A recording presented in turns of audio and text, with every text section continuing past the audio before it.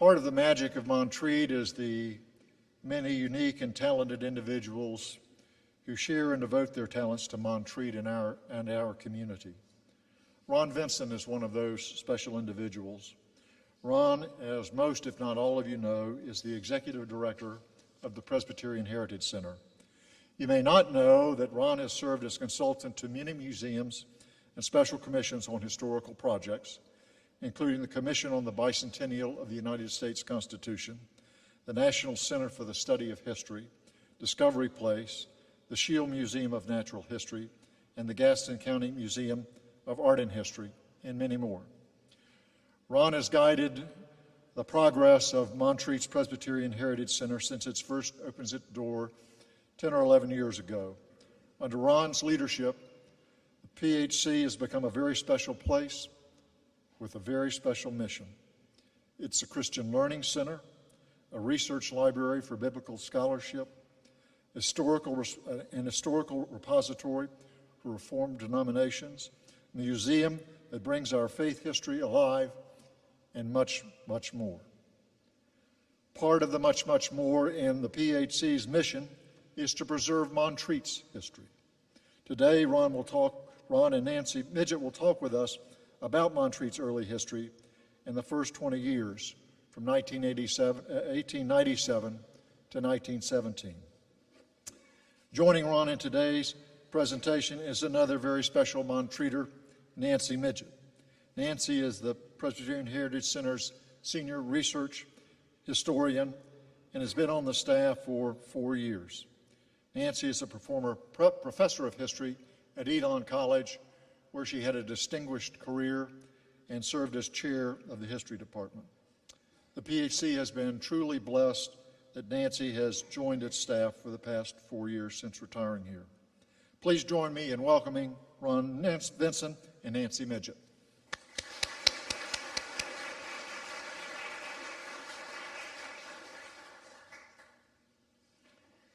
Thank you. One of the problems of inviting a historian to talk to you is that all kinds of extraneous things occur to me as things are happening. For example, Wilbur Chapman was a noted evangelist at the turn of the century, 1900. How many of you know who one of his advanced men were during that time period? Raise your hand. Well, I know. It was a Presbyterian ordained minister, and before he took up being a minister, he served the Chapman evangelistic campaign. His name was Billy Sunday, the famous baseball player and also the famous evangelist and protester against illegal alcohol during Prohibition.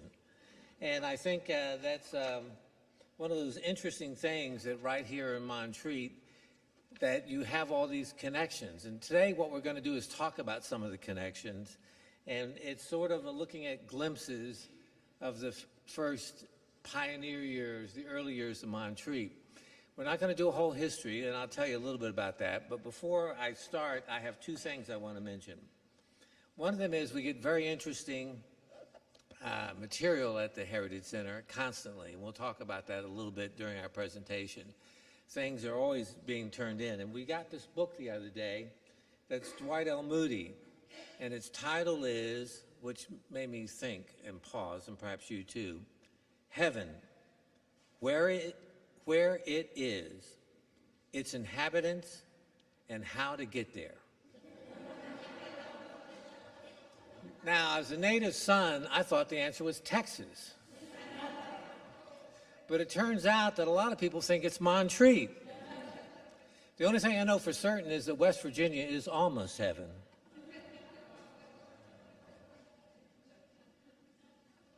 We'll see if the technology works. Sitting through this, you have to have a little commercial that comes first. And we'll see if... Sometimes it has to wake up. There we go.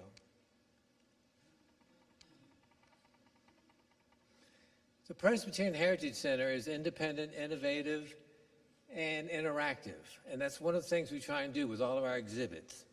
If you go into them today, there are things you can do from walking through a wardrobe into the land of Narnia to beating on a Teos Pueblo Indian drum to playing a pump organ that was part of the mother church of Western North Carolina for Presbyterians. One of the guiding lines that we apply all of our activities to is we are trying to honor the past, inform the present, and influence the future.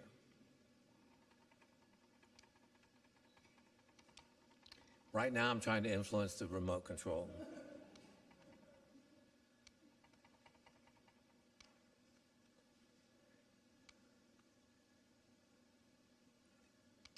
Oh, there we go.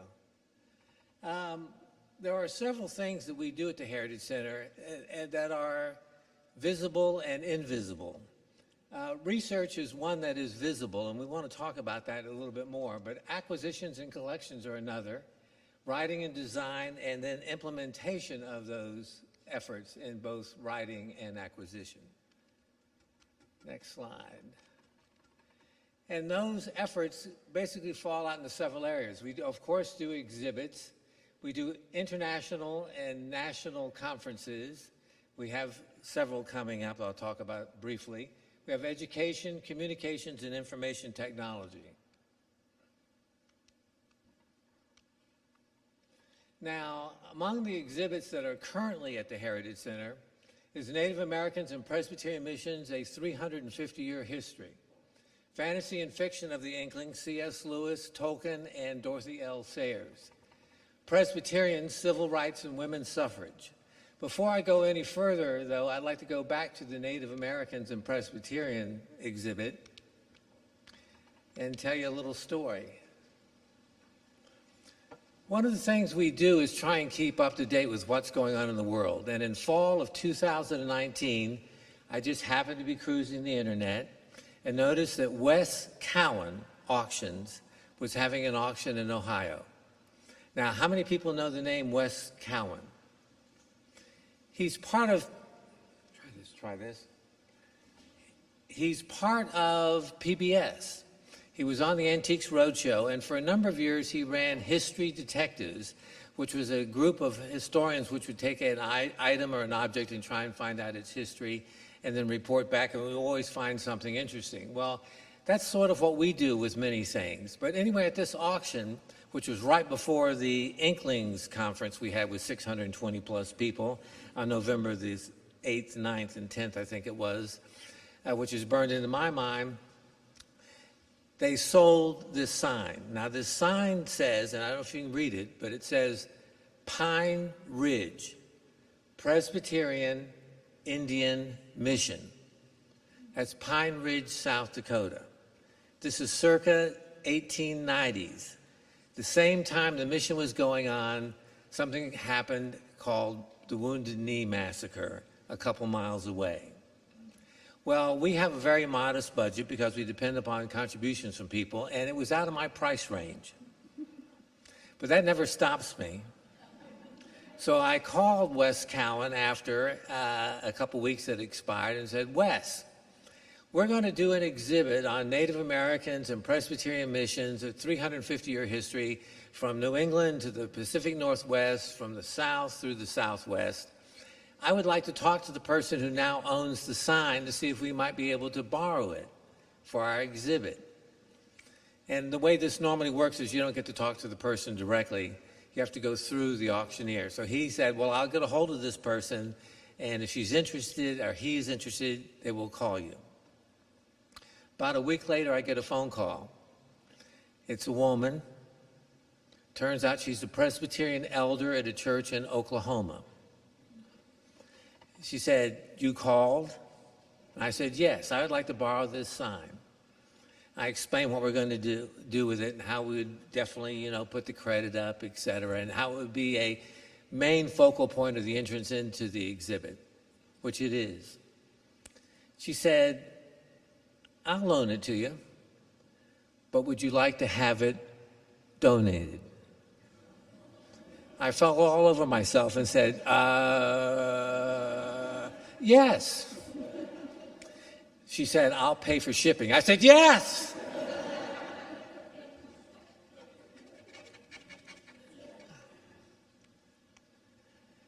Two other exhibits that are currently up, besides the three I just mentioned, is Missions to Central America and the Caribbean and Reformation and Presbyterians. Now, we always have a couple exhibits, one on Montreat history and one on missions, and then everything else depends upon what else is going on.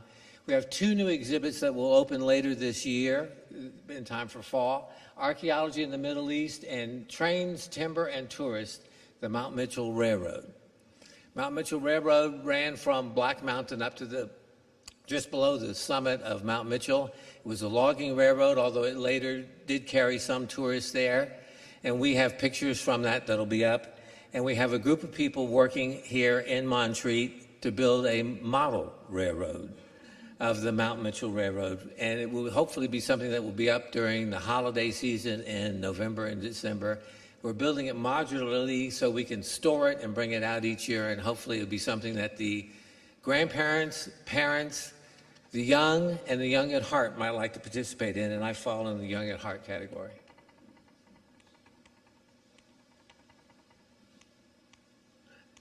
I'm deaf to these things, apparently.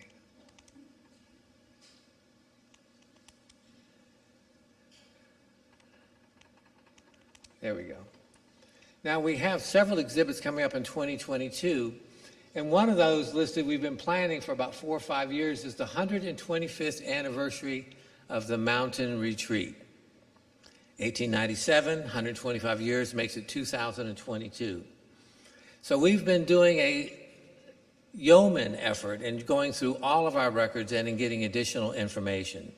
And we're finding out many interesting things, and they come from donated collections that people have. And Kelso Hewitt, for example, recently, and she's here, donated to us a family photo album of the Wildwood School. So we have a lot of new information that has just come in, and we'll see a couple pictures of that later. We also are going to have a brief exhibit for 1 week only on illuminated manuscripts, Bibles, and more.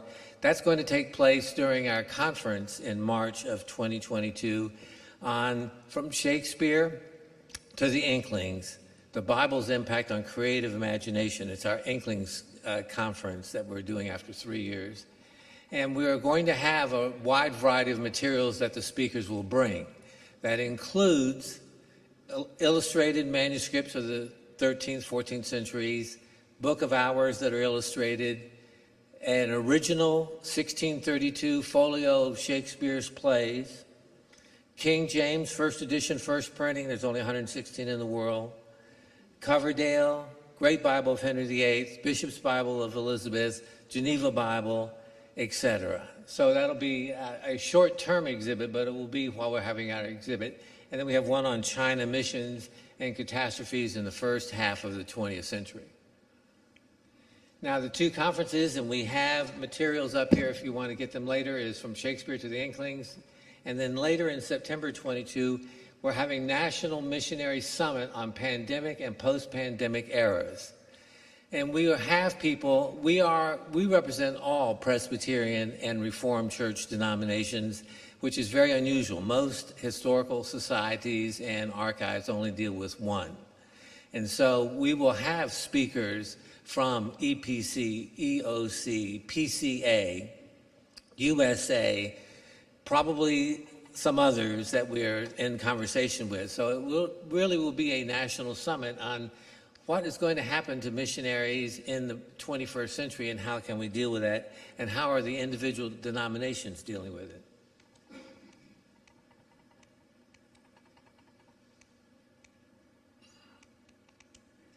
And then that's back to the list of other things we do, which includes education, communications, and information technology.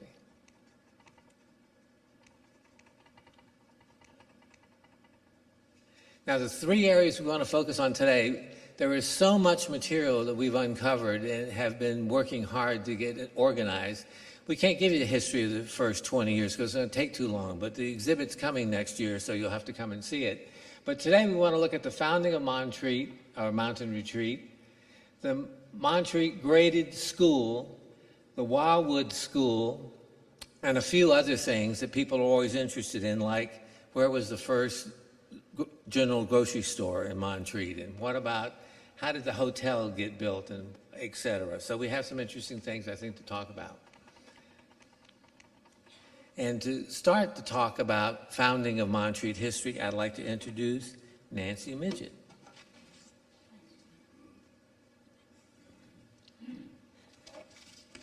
Well, it's good to see so many folks here today. We're glad to come and do this program. It should be a lot of fun. I hope it'll be informative. Every day I disturb Ron because, Ron, look what I found in this box. And then he has to get his, thought train back into whatever he's doing. But it's pretty exciting when you look through and find things. So what do we really know about the early years of Montreat? Well, we recognize the name of John Collins. He's a gentleman that you see there on the left, and we do have some candid shots, but this is the best close-up of his face that we have, because his name is on the plaque on the rock, just as you come through the gate. Now, many of us may not recognize the name of the other gentleman, which is John Hyler. He was a New York businessman, made a fortune in the candy business, and he was a philanthropist without whom Montreat would never have gotten off the ground. But what was the purpose of the founding of the Mountain Retreat? We know a little bit about the early life here. I expect many of you have probably read Mother Pioneered in Montreat. And if you haven't, or if you don't have a copy, we have some here, and if you'd like to have one at the end, please feel free to come up and pick it up. It's pretty interesting about the very, very early years. We know there were some small conferences. There was a hotel, pretty small. There was a few boarding places. Some people built permanent homes. There were some summer homes. But what brought these people to the Mountain Retreat? So let's see if we can piece together some components of what brought people. And this is going to be a bit more complicated and I hope a little more fascinating than perhaps you realize. So we'll start with the legal document, 1897, that granted the Mountain Retreat its charter from the state of North Carolina. And its purpose was pretty broad-ranging. Now just listen to what it purported to do. It was going to be an assembly grounds for worship, missionary work, schools, libraries, orphan homes, and manual and trades training. That's pretty much. But that's not the end of it. The whole second paragraph was about how it was going to be a health retreat and resort. Okay? And that's not it. It was going to become a permanent home for some and a summer home for many. Now, that implies that there's going to be a few basic services, roads that you can actually navigate. Now, interestingly, those basic services early on did not include any kind of sewer system. But I have seen a couple of places where they very carefully suggest that the outhouses will be carefully engineered and properly placed. So, all right, where did this idea come from? Well, in the last third of the 19th century, a number of similar places had sprung up, and collectively they were known as chautauquas. And many of us are familiar with the most famous one in New York. But the model for Montreat was Ocean Grove in New Jersey. That's a picture of Ocean Grove in New Jersey. It was begun in 1869, sort of on the model of the Methodist camp meetings, but it had expanded well beyond tents, revivals, and short-term visits, and even encouraged people to build homes there. Now today, if you go to visit, you can see a lovely array of Victorian homes. The original purpose for Ocean Grove, it said nothing about mission work like the Mountain Retreat Charter had, but then let's face it, Ocean Grove was hardly in a wilderness, okay, like Montreat was. Every summer, literally tens of thousands of people flocked to Ocean Grove from the major metropolitan areas of New England. In 1894, they had to build an assembly hall to accommodate 10,000 people. It was huge. This heyday lasted until about 1920, when people's attentions turned elsewhere. But in 1897, John Collins had a strong model for his mountain retreat. So how did Collins come to purchase this particular tract of land? Well, tracing the ownership of the land is not difficult. And it's not surprising that he would explore western North Carolina, because many people came to this area for their health at this period of time. And in the early days, we have ample evidence there was also a significant amount of missionary work that went out from Montreat to the surrounding area. Collins worked really closely with an agent in Asheville by the name of John Alec Porter, who was obviously quite knowledgeable about property in the area, and he actually became a member of the managing committee of Montreat. Mr. Porter's grandson is with us today. You might enjoy meeting him at the end of the program. Okay. Now, did Porter know that this large tract of land was available? Did he think it might be? We're not really quite sure. I haven't found that document yet, but the history detectives are working on that one. Okay. What is most interesting about these first years in Montreat is how it struggled to work towards this huge mission that was outlined in its charter. Ministering to the local population with church, missionary work, schools, an orphanage, library, a place for Christian conferences, which entailed meeting spaces and places for people to stay, not to mention the homes and the roads, etc. In many ways, this led to something of an identity crisis, as we will see. Now, one clue to understanding identity, and you'll know what I'm talking about, is letterhead, stationary letterhead. You pay attention to that sometimes from companies. Companies these days pay big bucks to get a design that is attractive, informative, and it gets out their message. So we're going to take a look at the first 4 letterheads from Montreat, or the mountain retreat, in just 3 years. So they're going to change pretty drastically. Now, you can't see this too well, and I'm sorry, but you can see the top is a lovely pastoral scene. You get that, right? All right, here are the words. A mountain retreat, health and rest home in the land of the sky. The picture pretty much tells you the same thing. Much like Ocean Grove, except it was in the mountains instead of by the shore. Now note what is missing. Mission work, evangelism. It doesn't mention Christian anything. Okay. Now, let's look at the next letterhead a year and a half later. Oh, that's pretty darn businesslike. Look at the difference. What you have up there is the Mountain Retreat Association, the people who are in charge, and that's it. Okay. Well, that wasn't too informative either, so let's move on 6 months later. Now, it's a little bit fluffier, a little bit prettier. Okay. And what you see here, and you can't read it, but if you look underneath where it says the Mountain Retreat Association, here's what it tells you the Mountain Retreat Association is all about. It was organized for missionary and evangelistic work, educational effort, Bible conferences, health and recreation. Now look what's first, what was totally missing a year and a half earlier. Mission, work, evangelism, and look what's last. Health and recreation. That's what it was all about a year and a half earlier. Now, the very last letterhead has all of that and more, because on the left it's advertising the 2 conferences for that year. 4 letterheads in 3 years. Pretty interesting. Now, this is an organization in search of its identity. And we have several clues to explain this really fluid identity, in addition to the charter, which said it wanted to be everything. First, one of the original organizers, man who soon became the general manager of Montreat, was named Weston Gales. Some of you may recognize that name. He was an evangelist from southwestern Virginia. So it's clear that when he's on board, evangelism and mission work is certainly going to be a priority.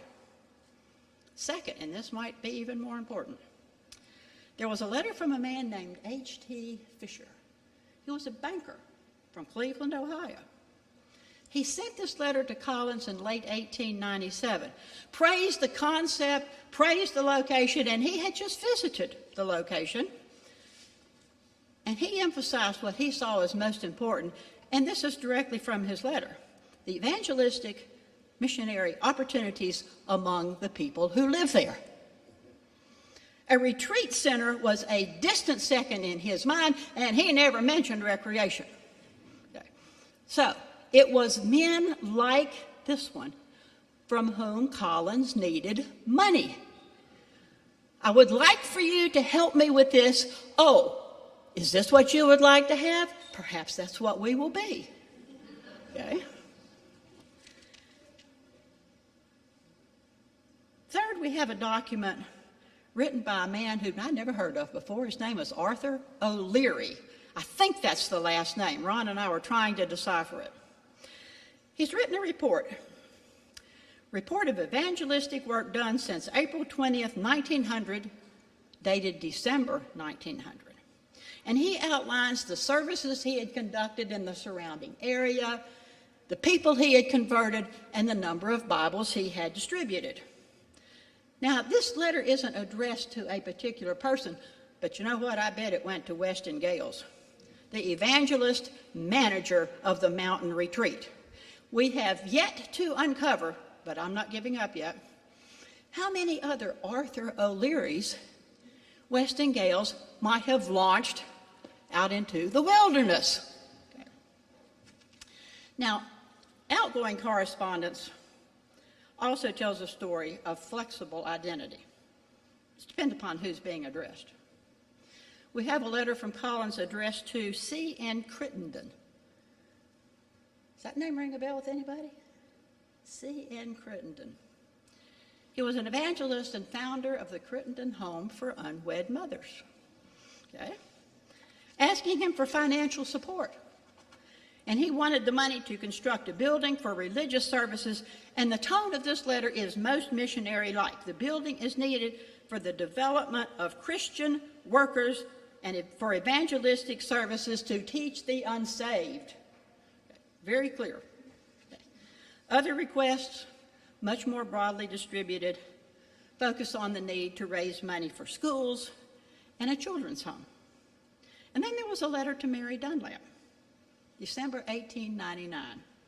She'd inquired about health conditions and building costs. She didn't care about missions and evangelism. Collins replied to her, and I quote, "The mountain retreat is going on very nicely and beautifully and everything, particularly the health conditions here." That's what she'd asked about. "It's all and more than anticipated." The rest of the letter is about the low cost of building. He could tell you what you needed to hear. Okay. Now, by 1901, 4 years later, Montreat was beginning to look like a small retreat center. Now, you really can't see that, but you can look at it close up. I have a copy of it over here. This is an 1898 map with a few 1903 buildings superimposed on top of it. But you can see the way that it was laid out. You can see the names of the roads. Assembly Drive was the parkway at the time. Okay. But this will give you some sense of the idea for what it was going to look like. A man by the name of F.S. Odell, who was a civil engineer from New York, and he'd been hired by Collins early in 1898 to survey lots, roads, and public lands. Now, by that time, 4 years, there had been some small conferences. There had been 2 larger ones that were held that summer, Christian Workers Assembly and a Bible conference, and each of them lasted for 2 weeks. Lodging was available in both the small Montreat Hotel, which had been constructed entirely by funds from John Hyler personally, okay, and a few boarding houses. There were some permanent residents, there was a smattering of summer cottages, and the roads were usually passable, which is more than you could have said about 1898. Okay. There was a small school, and there would soon be an orphanage. But all of this cost money. And that was a really critical issue for Montreat in its first decade. How could it pay for everything? One idea, of course, was to sell lots. Well, actually leases on lots. Montreat wasn't going to sell you the land. You could purchase a 99-year lease on which to build your house. Now, within a year of Collins having garnered this entire cove, Odell was working on a survey. Collins and his managing committee put out the word that if enough people were interested in making this investment, it would move forward with development. But how do you know if people are interested or not? Well, many publications had little forms just like this, or they were sometimes sent out to churches to distribute. This, in essence, is what you signed, and if you sent back your $2, you could register for a lot. Now, if enough people sent these back and paid their $2, they would move forward with development. Okay.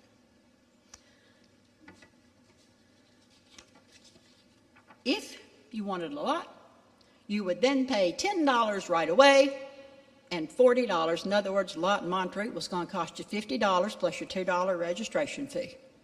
Okay. Now, this mailing did generate enough interest, and one of my great excitements just last week was finding an envelope with a whole bunch of those original slips in it. Yeah, I'll go to the next slide. Okay.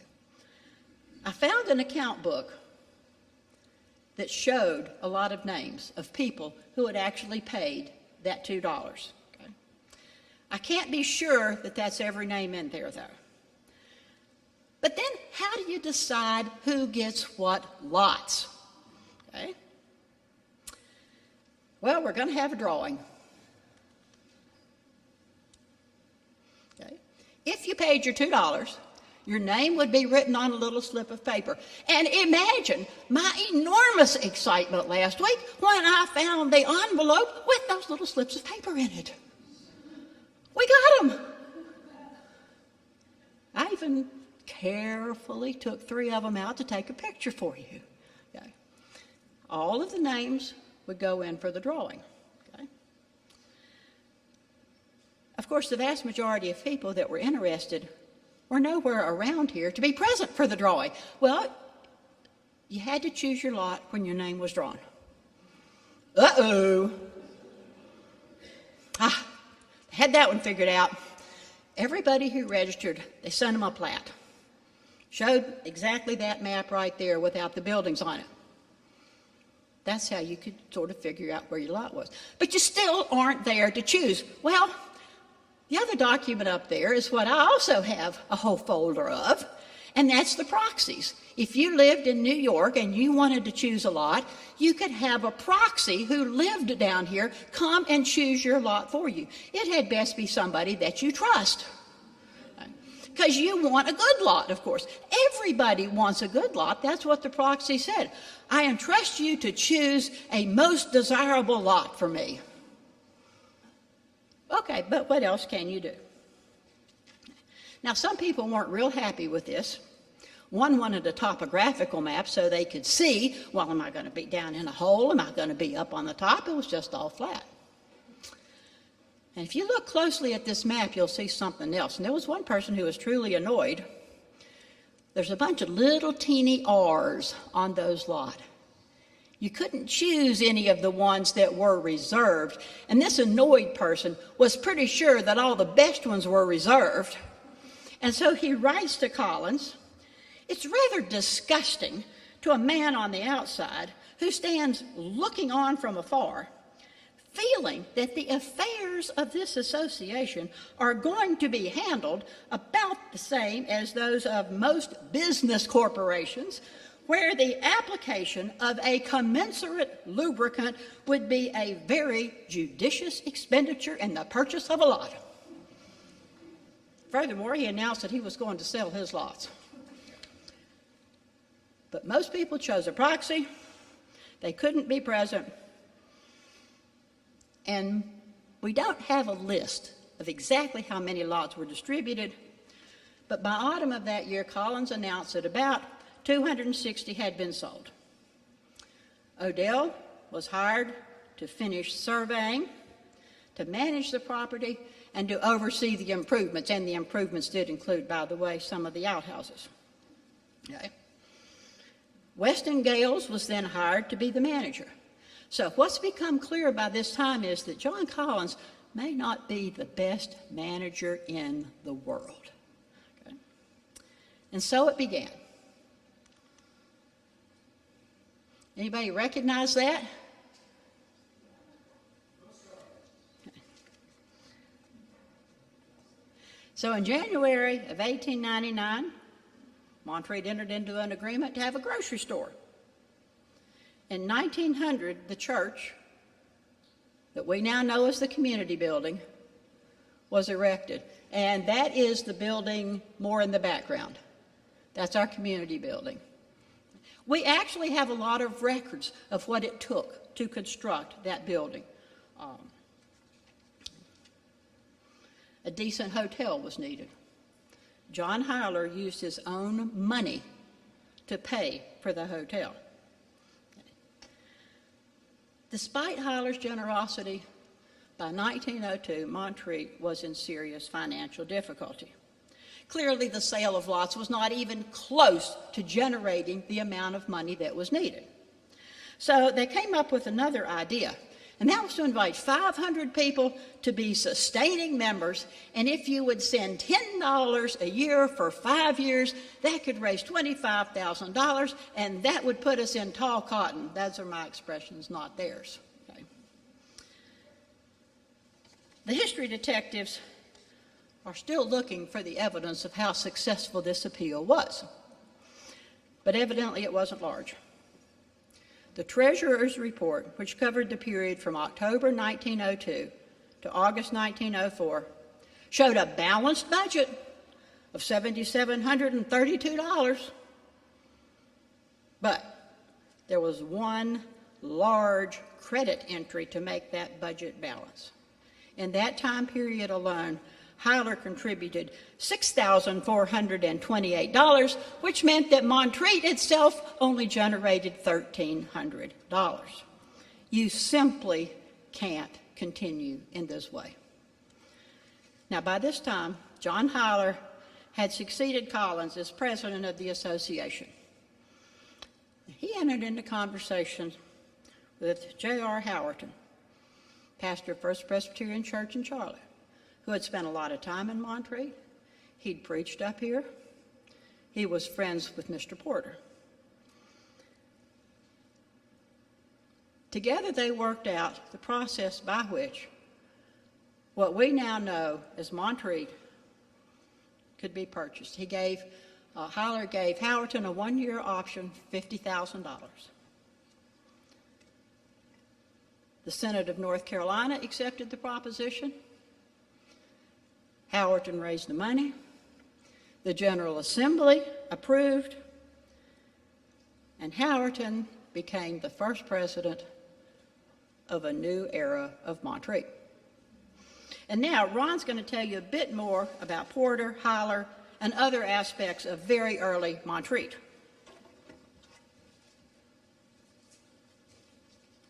Thank you. You can tell she was a history professor. Couple quick asides. Ocean Grove, New Jersey had 300 lots when it opened in 1869. So 300 seemed to be a magical number, so John Collins had Odell draw up a map with 300 lots in the first one, which I think is interesting. The other thing is, and I told you I'm guilty of the sides. We call them rabbit holes. When we do research, we go down a rabbit hole, and it gets us totally off target. But John Hyler was known as America's Candy King, well known with department stores and candy stores inside these department stores from coast to coast. Well, in the late 1880s and early 1890s, right around when Montreat was beginning to be considered, there was a man working for John Hyler who was trying to learn the candy business. He had previously tried to be in the chocolate business and had gone bankrupt. He learned from Hyler marketing, production, covering your cost. And when Hyler died in 1910, this particular individual became known as America's next Candy King. His name was Milton Hershey. Another connection to this. So let's take a look at what we've got going on here, following up.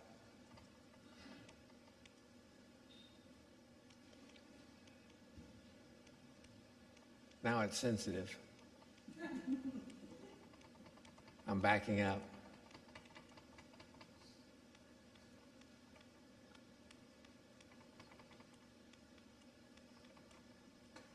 Now we'll go forward. This is Alec Porter.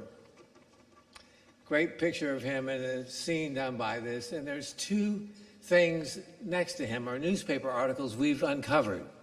Notice the one on the right says Hotel Hyler. It's the only time I know that it was referred to that way. This was a story, and you can't quite read it, but basically what it says is J.A. Porter was back from New York City, where he had just completed a 10-day trip buying furnishings of the first-class order for the new hotel in Montreat. And the newspaper coined it Hotel Hyler. Now, it didn't stick. It was known as Montreat Hotel, but that's interesting. The other story on the left is a small story called Runaway Near Retreat. And Hyler and a fellow individual in Asheville circles, Robert Garrett, were coming out to Montreat because they were on the executive committee in 1903, and they had a horse bolt on their carriage. Both of them fell out. Porter hit his head. Robert Garrett ended up hitting his back. The newspaper article assures us that they were slight injuries, but this is the kind of thing that was being covered all the time, and it's part of our effort to uncover primary source information about what went on during these first 10 years. And as we're doing it, we're discovering things. Now, I've been working with Dale Slusser and others who are doing research on early Montreat, and Dale does a pretty good job. But the other day he came to me and said, I think that the Cora Stone store was actually on Woodlawn Road near her house that she finally built. And I got back to him and said, no. It turns out we have uncovered an agreement dated January the 2nd, 1899, made between the Mountain Retreat Association and Mary Holbrook. Dr. Mary Holbrook was a Japan missionary, medical teacher who came to Montreat for several years. Cora Stone, who was also a missionary to Japan, stayed with Mary Holbrook in what is now known as Caledonia Cottage. And there's a good question here. Nowhere in the paperwork does it say that Cora Stone's going to run the store. Now, Cora Stone signs as a witness to this agreement, but the agreement specifically says that the store will be in Vance Circle. That is Louisiana, where Mississippi comes into Louisiana. And you can see on the map from 1903, they've actually marked a structure on Vance Circle. Well, that is actually the Cora Stone store and eventual also library. And I feel what happens is Mary Holbrook, being older, more affluent, was trusted better and could make the deal in the initial payment. By the way, there's an addendum to this immediately executed, which says, but you're going to not cover some things like meats and other goods, and we might and want to reserve the right to be able to invite other people to come into Montreat, and that's the Gaskin store, a meat store there on the right, which is erected right near this. And we also are always looking for cooperation, and at least a couple of sources that say this is true. Because what you find is that sometimes people get the story wrong. So there is the legal document that we've uncovered. And we also uncovered a letter done July the 12th, 1966, by Mary D. Lansing. And this is what she wrote. Miss Stone's library and little store were located on Louisiana Road, just below Reverend A.A. McLean's home, which is now located.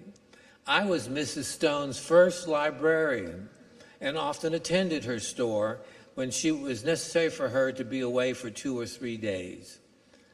And then it goes on. When we have the legal document, now we have a letter, and we have the picture, and the picture allows us to go and match topography with the scene that you can get today. You can't disguise mountains. You can't do this in the middle of summer, however. You need winter when you can see through the trees, but nevertheless it was allowed. So I was able to tell Dell, no, it was in Vance Circle in Louisiana. Now, another thing happened in 1903, 1904, which was the establishment of the Montreat Graded School. And this school was supervised by Francis D. Rood, who was the first postmaster in Montreat. He also opened the second general store. And if you know where the Vinsons live, basically on Assembly Drive where Shenandoah comes in, the Cunninghams have a pull-in covered parking area right there at that place. Well, that was the first floor of the Montreat livery stables. And Rood put his grocery store on the second floor. So the result is that Francis Rood, Chester Lord, and Emily Martin all got together to start the Montreat Graded School, and they had 3 teachers. They had Elizabeth Foreman, who did advanced grades. They had Miss Jeanette Beeson, who did intermediate grades, and then Miss Ruth Christensen did primary and kindergarten. There's the Montreat Graded School, an early picture, probably taken around 1904, 1905, out in front of the community center. That's where the school was. And here's an interior of the community center with the kindergarten and primary students. Now, these students weren't just from Montreat. They were from the region. It was a white-only school. It wasn't integrated, of course, in that time period. But they invited the kids from the orphanage in the beginning. They invited Montreat children, and there were many of those running around here, belonging to people who had purchased a lot and were here full-time. And there were also children from Black Mountain. This was the era when you didn't have public schools. Public schools and public consolidation comes into North Carolina in 1919, which is why the Montreat Graded School goes from 1903, January 1903, to September 1919, when it's taken over by the state and consolidated. So there's no longer a school in Montreat. It moves to Black Mountain.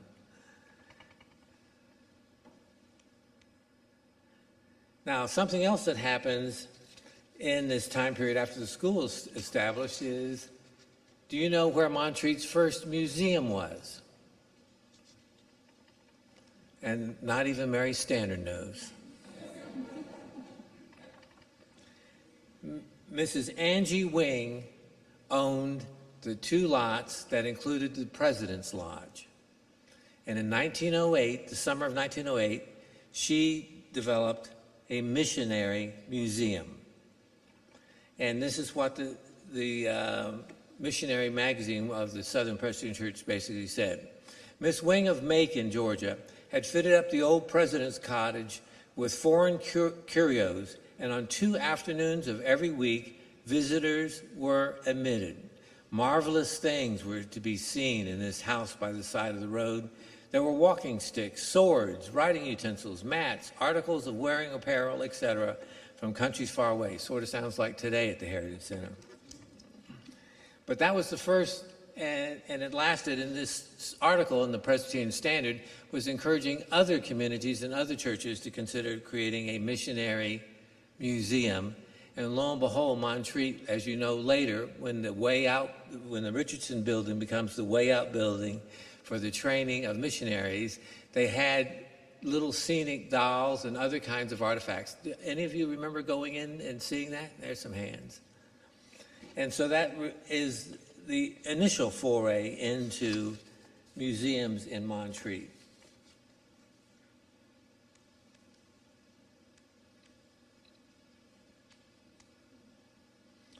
Now then, the Wildwood School.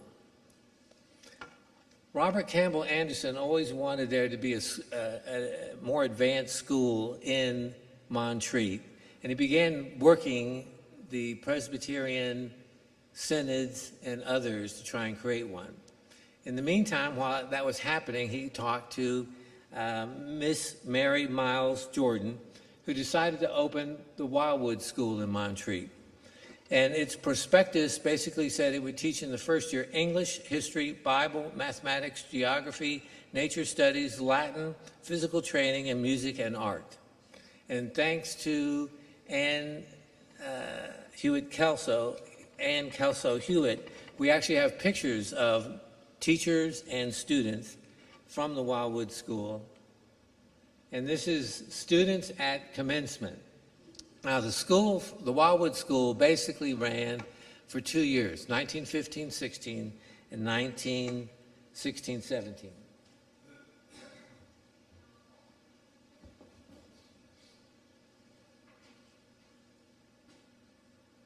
These are the spelling cuts of the Wildwood School. And on them is engraved the winner of the spelling contest. The small one was the first year. 1916 spelling cut, and they had a host of names. I'll leave it up here if you want to see, but Jeanette Archer was on it 5 times. Isabella Curry. 1916, 1917, it's a bigger trophy, but only one person's name is on it, and that is Isabel Campbell Curry. And this particular spelling cup was loaned to us by San Juan Peninsula because it was part of his family. And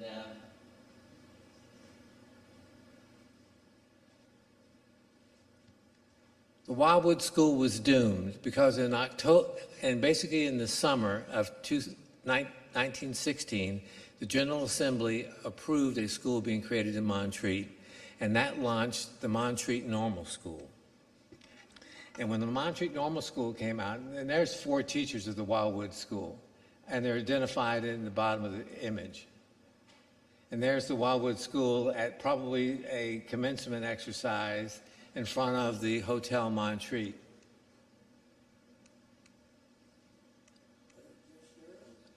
Yep, it was all girls.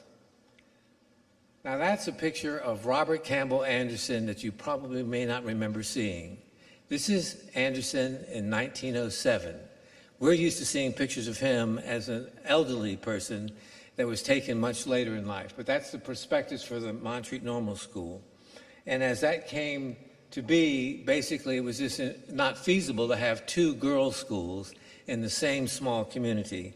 So the Wildwood School folded, and of course Montreat Normal School became, after many iterations, Montreat College, and we're on its campus today.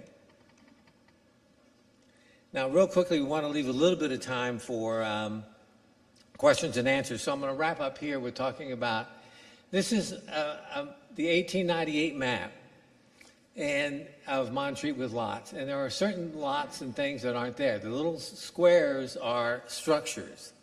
And we have identified both of those structures. And then next to it is something called the Big Piney Inn, which is Montreat's first hotel or lodge. And That's one of the little 2 blocks, structures that were out in front of where the hotel site was. And these were for the Carter family, which later became taken over by Hyler. The lumber was later taken down and used to build up near what it became Endelk Lodge and the camp for Montreat girls, and then later was removed for the playing field for the Montreat College. But, and we know that that is the Carter, and that's a picture of, the little distant picture is the Big Piney Inn. Now, it basically was a tool shed that was expanded. The local residents called it the Big Piney Out. And in 1933, Chester Lord made a speech. It's one of the things you have to be careful of is making sure that you get all your facts right. And sometimes when you're thinking back 20 years, you may not go back to source material, but he did a pretty good job. He talked about, and in closing, I want to talk about 2 things. One is the first 1897 conference, which was all outside and all under tents. And he talks about the tents and the cooking was done on the outside, and then he had this to say. The serpent was here to attend the first conference. At least one was found one morning comfortably coiled in one of the tents. The woman in the tent set a good example by leaving at once and not staying to listen to any argument that the serpent might wish to indulge in. But he goes on to talk about it in 1897. After the conference buildings began to spring up, and there were many, there was the farm lodge in existence already. There was the President's Lodge, which Collins stayed at, which was already done, although it may have been added. A kitchen was built with slabs gotten at the nearest sawmill. And then he says, the next building was for storing tents and other things. And then he talks about, he bought property and built a third building, be the 5th or 6th building in Montreat, which was a shack about 12 by 12 with a small addition built later. That was his home for 2 months. And then later he goes on to talk about around December 1897, he's building his house, and there is 2 other houses, the Dickinson family, which was across the road from the Carter Hyler cabin, and then the Carter family. Both the Carter and the Dickinsons were from Massachusetts. And like I say, we are in the process of identifying and trying to track down all the kind of information we can. It makes sense this era doesn't have as much research having done on it previously. The Presbyterian Church basically took the place over. There was more interested in 1905 to 1907 and things done by the Presbyterian Church or things done by the Mountain Retreat Association operating under affiliation with the Presbyterian Church. So that is fuller. But like I say, we will have a 125th anniversary of the Mountain Retreat exhibit where we will go into all of this, and we're going to publish some materials. And it's the kind of thing that we do behind the scenes. You don't see it, but hopefully you will enjoy it when you come. Thank you very much, and we'll take questions and answers.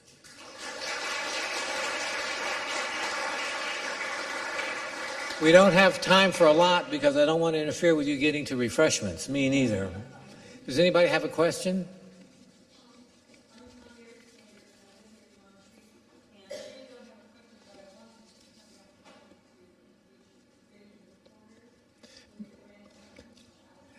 This is Benjamin Porter, the grandson of J.A. Porter. Please stand.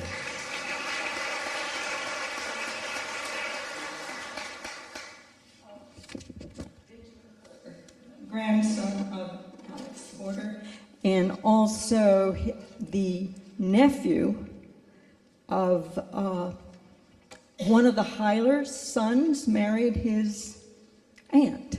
So sort of a double connection with Hyler and with Porter, and his wife is with us today too, so you can say hello to them. And hopefully we'll do that. Last question, anybody? Yes, right.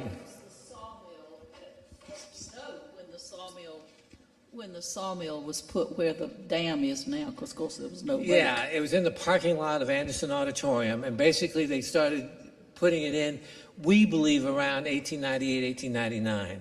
But we're still tracking that down, trying to find sources that will confirm. In one of those books, they talked about getting local lumber. So I figured the sawmill had to have been It had to early. have been early, yes, it was. Listen, we'll be available at the refreshments. You have something to say, Mason? Yeah, let me just make a couple of closing remarks. I wanted to, once again, Ron, thank you, and Nancy. We're very, very grateful for your being with us this afternoon. I'd like to also thank Montreat College for making this facility available to us, not just today, but last week and next week and the week after that. It's been very, very grateful for that. And I'd like to say a special thank you to our volunteers who prepared the refreshments that we're about to enjoy for today's reception.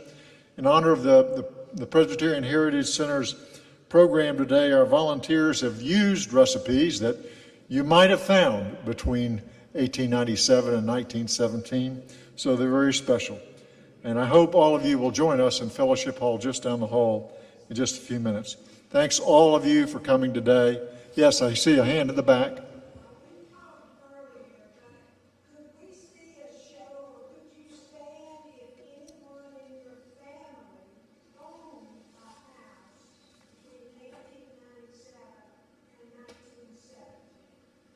Do you have a property that was the house that you live in was still constructed in 1897 and 1917? And there are some of us who have a home that was once there but no longer is. So there's archaeological evidence in our place, but I'm sure in your place too. One last thing as you go in to enjoy these refreshments. There's a podium right there. If you'd like to volunteer to make refreshments for next week's program or for the picnic, the end of the month, there's a little sign-up sheet there. So, one other, yes.